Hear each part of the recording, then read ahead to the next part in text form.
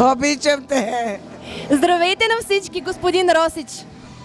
Какво за вас представлява 24-каратовата усмивка? Чия е 24? Ако е твоята, е прекрасна. Ако е твоята, е прекрасна. А за моята да не говорим, защото няма изобщо. И вашата е прекрасна. Стараем се от време на време.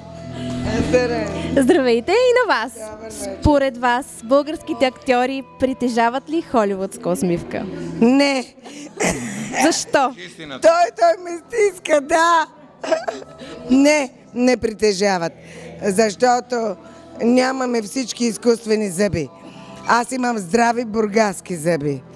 Андрей също има прекрасни зъби. Не са кафяви.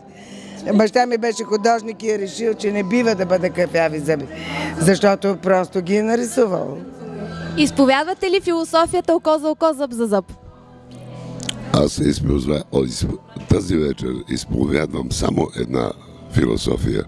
Вие сте прекрасни, вие сте велики, вие сте величествени и ние тутък си всички ви обичам.